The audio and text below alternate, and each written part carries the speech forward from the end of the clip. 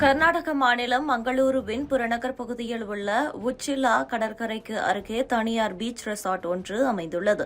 இந்த பீச் ரெசார்ட்டுக்கு கடந்த 16ஆம் தேதி நிதிஷா, பார்வதி, கீர்த்தனா ஆகிய 3 இளம் பெண்கள் வார விடுமுறையொட்டி பொழுதை கழிக்க வந்துள்ளனர். இறுதி ஆண்டு பொறியியல் படித்து வந்த அந்த மாணவிகள் அன்று இரவு அங்கேயே தங்கியுள்ளனர். மறுநாள் காலை 10 மணி அளவில் அங்கிருந்த நீச்சல் குளத்தில் விளையாடிக் கொண்டிருந்தனர்.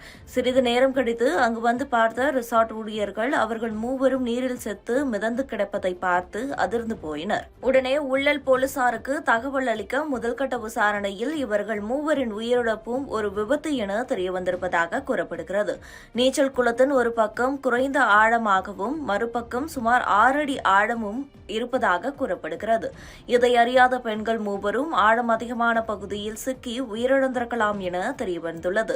முதலில் ஒரு பெண் நீருக்குள் சிக்கியிருக்கலாம் என்றும் அவரை காப்பாற்ற முயன்று குதித்த மற்ற 2 பெண்களும் அடுத்தடுத்து உயிரிழந்திருக்கலாம் என்றும் கூறப்படுகிறது. உயிரிழந்த பெண்கள் மூவருக்கும் நீச்சல் தெரியாது என்பது விசாரணையில் தெரியவந்துள்ளது. இருப்பினும் 6 அடி ஆழம் கொண்ட நீச்சல் குளத்தில் விழுந்து 3 பேர் அடுத்தடுத்து உயிரிழந்திருக்க முடியுமா என்ற சந்தேகமும் போலீசாருக்கு எழுந்துள்ளது.